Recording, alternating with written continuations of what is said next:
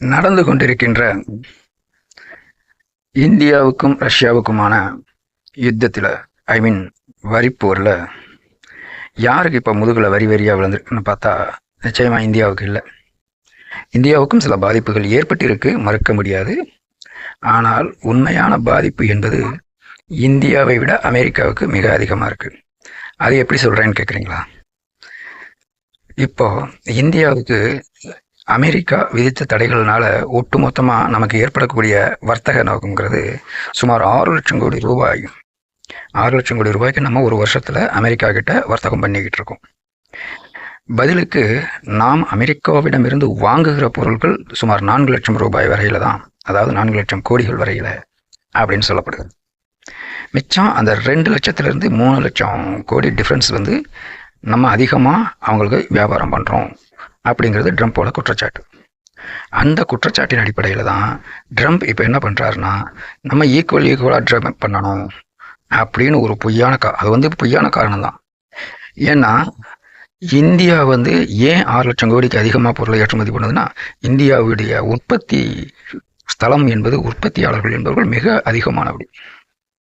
இதுலேயும் வேடிக்கை என்னென்னா, இந்தியா தயாரித்து கொடுப்பது, நான் பலமுறை ஏற்கனவே சொல்லியிருக்கிறேன், இந்தியா தயாரித்து கொடுப்பது மனிதர்கள் வாழ்வதற்கான அடிப்படை தேவைகளான துணி, உணவு தானியங்கள், இவையெல்லாம் நாம் வந்து ஏற்றுமதி செய்கிறோம். மருத்துவ பொருட்கள் முக்கியமானது, இவற்றை நாம் ஏற்றுமதி செய்கிறோம். ஆனால் அமெரிக்கா நமக்கு ஏற்றுமதி செய்வது எலக்ட்ரானிக் பொருட்கள், விலை உயர்ந்த கார்கள், விலை உயர்ந்த போர் ஆயுதங்கள், இவற்றைத்தான் நமக்கு ஏற்றுமதி செய்து கொண்டிருக்கிறார்கள்.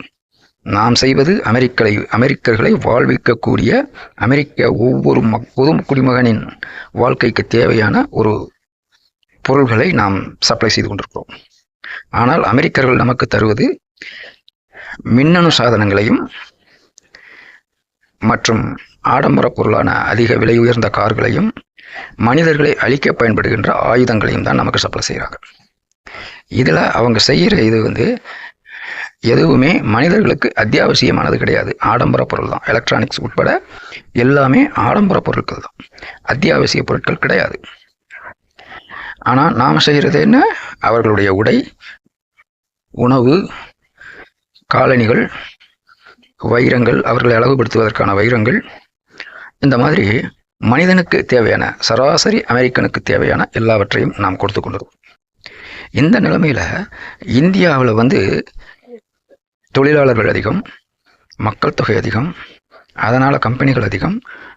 அதிகமான கம்பெனிகள் கொஞ்சம் கொஞ்சமாக தான் வியாபாரம் பண்ணுறாங்க. அங்கே மொத்தமாக ஒரே கம்பெனி செய்யலை. ஆனால் அமெரிக்காவிலிருந்து செய்பவர்கள், அதான் ஒரு கார்பரேட்னு சொல்லுவாங்க இல்லையா, அந்த மாதிரி ஒரு குறிப்பிட்ட சில நிறுவனங்கள் தான் என்ன செய்கிறாங்க, நமக்கு நிறுவனங்கள், அதாவது ஆயுதங்கள்னா லாக்ஹீட் மார்ட்டின் அப்படின்னு சொல்கிறாங்க இல்லையா, அந்த மாதிரி ஒரு சில கம்பெனிகள் இருக்கின்றன, ஏர்பஸ் நிறுவனங்கள் இருக்கின்றன. இவர்கள் எல்லாம் வந்து தங்களுடைய பொருளுக்கான விலையை அறிவுசார் பொருள் அப்படின்னு சொல்லிக்கிட்டு 100 ரூபாய் பெருமானம் உள்ள பொருளை 1000 ரூபாய்க்கு நமக்கு விற்கிறார்கள். அப்படி அவர்கள் 1000 ரூபாய்க்கு விற்கும் பொழுது நாம் என்ன செய்கிறோம்?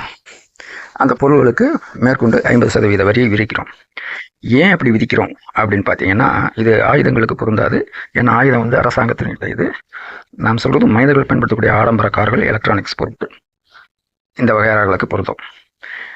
ஏன் 50% வரி வைக்கிறோம் அப்படின்னா, இவையெல்லாம் மனிதர்களுக்கு தேவையான அத்தியாவசிய பொருள் கிடையாது, வசதி உள்ளவர்கள் மட்டுமே வாங்கக்கூடிய ஒரு பொருளாகும். எனவே இதற்கு அதிகபட்ச வரிகளை விதித்தால் மட்டுமே நம்முடைய உள்நாட்டில் உற்பத்தி செய்யக்கூடிய எலக்ட்ரானிக்ஸ் நிறுவனங்கள், கார் நிறுவனங்கள் பிழைக்கும். கொஞ்சம் விளக்கமாக சொல்லணும்னா, நம்ம நாட்டில் ஒரு கார் 10 லட்ச ரூபாய்க்கு தயாராகுது. அதை வந்து அவங்க லாபத்தோட 12 லட்ச ரூபாய்க்கு மார்க்கெட் கொண்டு வந்துடுறாங்க. அதாவது ஷோரூமுக்கு கொண்டு வரும்போது அதனுடைய விலை வந்து 12 லட்ச ரூபாய் ஆகிடுது. இது 12 லட்ச ரூபாய்க்கு நம்ம கொடுக்கக்கூடிய காருடைய வசதி வந்து கொஞ்சம் குறைவு தான், இல்லைன்னு சொல்கிறேன். அதே சமயத்தில் அமெரிக்கா காரை வந்து 50 லட்ச ரூபாய்க்கு காரை கொண்டு வரோம். அதை நம்ம 50% வரி போடும் பொழுது 75 லட்ச ரூபாய் ஆகிடும். ஆனால் நம்ம 50% வரி போடலைன்னு வச்சுக்கோங்களேன், 50 லட்ச ரூபாய்க்கு கொண்டு வருவோம். 50 லட்ச ரூபாய்க்கு கொண்டு வந்து அவன் மிக அதிகமான நவீன தொழில்நுட்பங்களோடு கொண்டு வந்து அந்த காரை கொடுக்கும்போது நம்முடைய மக்கள் என்ன செய்வாங்க? இங்கே இருக்கிற 10-12 லட்ச ரூபா காரை வாங்குறதை விட்டுட்டு 50 லட்ச ரூபாயினாலும் அதை வாங்குவாங்க. எல்லாரும் வாங்க ஆரம்பிச்சிருவாங்க. அந்த சந்தர்ப்பத்தில் நம்முடைய கார் தொழில் அடியோடு நசிந்துவிடும். இதே தான் எலக்ட்ரானிக் பொருட்களுக்கும்.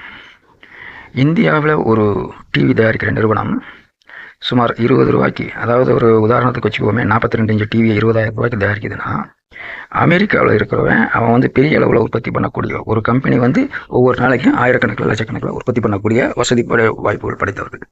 அவங்க என்ன பண்ணுறாங்க, நம்ம 20,000 ரூபாய்க்கு கொடுக்குற அந்த குவாலிட்டியை விட சற்று கூடுதலான குவாலிட்டியை 15,000த்துக்கு கொடுக்குறாங்க. ஆமாம், கம்மியாக தானே கொடுக்குறாங்க, இது நமக்கு நல்லது தானே, நம்ம ஏன் அதை வாங்கக்கூடாது? வாங்கலாம், கம்மியாக தான் கொடுக்குறாங்க. ஆனால் அவங்க அப்படி கம்மியாக கொண்டு வரும்போது நம்ம 20,000 ரூபாய்க்கு நம்ம நாட்டில் உற்பத்தி பண்ணுற டிவியை வாங்க மாட்டோம். 15,000 ரூபாய்க்கு அமெரிக்காவிலேருந்து வருகிற டிவியை தான் வாங்குவோம்.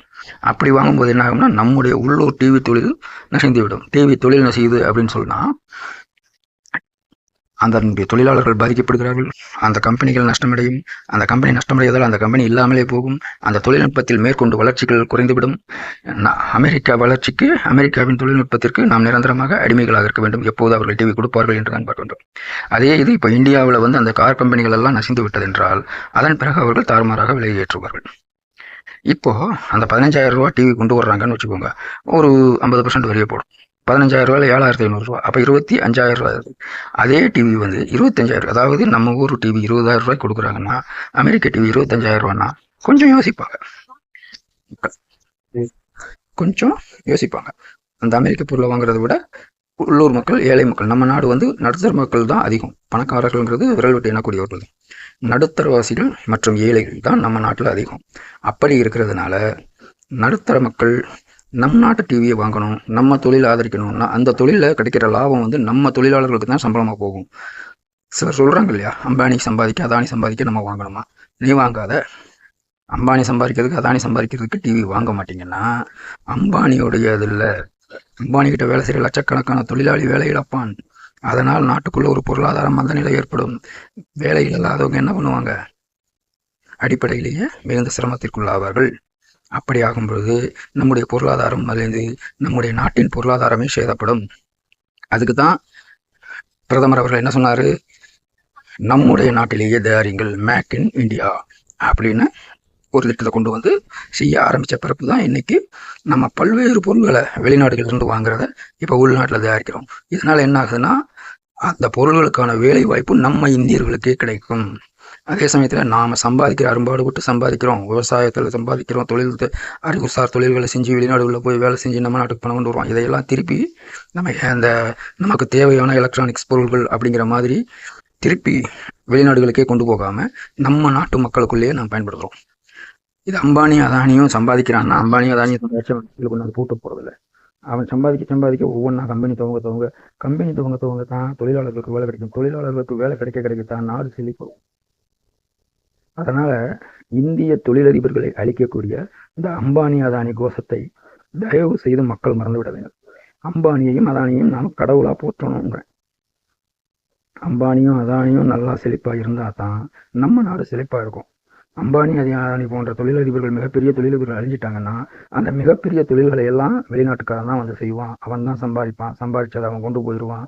நம்ம எப்பவும் கூலி வேலை செஞ்சுட்டு அடிமைகளாகவே, ஏழைகளாகவே இருக்க வேண்டியது. இந்த ஒரு காரணத்தை வச்சு தான் இந்தியா என்ன செய்யுது, அமெரிக்காவுக்கு 50% வரியை விதிக்கிறது. அப்படி 50% வரியை நாம் விதிக்கின்ற பொழுது இதுவரையில் இருந்து வந்தது சரி போகட்டும், கண்டுக்காமல் இருந்து வந்த மாதிரி இருந்துட்டாங்கன்னு தான் வச்சுக்கணும். இப்போ என்ன பண்ணுறாங்கன்னா, இந்த ட்ரம்ப் வந்து நீ 50% வரி போடுற, அப்போ நான் 50% வரி போடுவேன் அப்படிங்கிறது மட்டும் இல்லாமல், நீ 6 லட்சம் கோடி ரூபாய்க்கு வியாபாரம் பண்ணுற, நான் 3 லட்சம் கோடி ரூபாய்க்கு தான் வியாபாரம் பண்ணுறேன். ஆகையினால நீ என்கிட்ட இன்னும் அதிகமான பொருட்களை வாங்கு, என்னுடைய விமானங்கள், அதாவது கெட்டுப்போன விமானங்களை எல்லாம் வாங்கு, நாங்கள் தயாரித்து உலகத்தில் எங்கேயும் விற்க முடியாத தோல்வியடைஞ்ச விமானங்களை அதுவும் அதிக விலை கொடுத்து வாங்கு அப்படின்னு மிரட்டுறோம். இது வந்து பச்சையான மிரட்டல் தான். வர்த்தக ரீதியாகங்கிறது வேண்டுகோள், என்கிட்ட வாங்கிக்கப்பா, என் பொருள் நல்ல பொருள், என்கிட்ட வாங்கி யூஸ் பண்ணு அப்படின்னு சொல்கிறது வேண்டுதல். ஆனால் நீ என்கிட்ட தான் வாங்கணும், நான் சொல்கிற விலைக்கு தான் வாங்கணும், நீ வாங்கிட்டாலும் அதனுடைய கண்ட்ரோலை வந்து நான் வச்சுருப்பேன் இப்படின்னு சொல்கிறது வந்து சுத்தமான ரோடிசமான மிரட்டல். இதைத்தான் அமெரிக்க அதிபர் இப்போ செஞ்சுக்கிட்டு இருக்காரு. இந்த இதுக்கு நம்ம வந்து வரி அதிகமாக போடுறோம், அதனால் நம்ம தொழில்கள் சில பாதிக்குது அப்படிங்கிறதுக்காக அவனுக்கு சரணடைஞ்சிட்டோம்னு வச்சுக்கோங்களேன், அதுக்கப்புறம் நம்ம என்றைக்குமே மீண்டெழ முடியாது. இந்த சூழ்நிலையில் அமெரிக்காவுக்கும் நமக்கும் நடந்து கொண்டிருக்கிற இந்த வரி போரில் இந்திய அரசாங்கம் புதியதாக சந்தைகளை தேடிக்கொண்டிருக்கிறது. அந்த புதிய சந்தைகள் நிச்சயமாக நல்ல பலனை தரும்.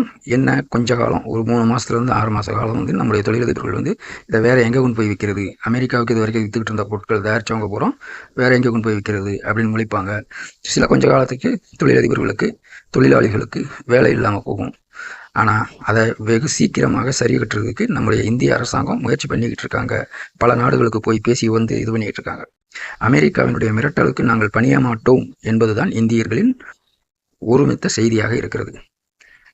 சில நண்பர்கள் வந்து, அதாவது எதிர்க்கட்சி நண்பர்கள், நம்ம தமிழ்நாட்டிலேயே அம்பானி, அதானி, மோடி வந்து எதுக்கு எதிர்க்கிறீங்க, கட்சி ரீதியாக எதிர்க்கிறதுங்கிறது உள்நாட்டில் நீங்கள் எதிர்த்து பிரச்சாரம் பண்ணுங்க. ஆனால் இந்த மாதிரியான சர்வதேச பிரச்சனைகளில் மோடி அவர்களை கேவலப்படுத்துவது என்பது நம்முடைய முகத்தில் நாமே உமிழ்ந்து கொள்வதற்கு சமமாகும். மல்லாந்து படுத்துக்கிட்டு மூஞ்சில் துப்பிக்கிறோம் பார்த்தீங்களா, அது மாதிரி நம்முடைய நாட்டின் ஒரு பிரதமர் என்கிற அந்தஸ்தில் தான் அவர் போகிறாரு. அவருக்கு ஏற்படுகிற வரவேற்பு நமக்கானது. அவருக்கு மாலை கழுத்தில் விழுந்தால் அது நம்ம கழுத்தில் விழுகிற மாலை.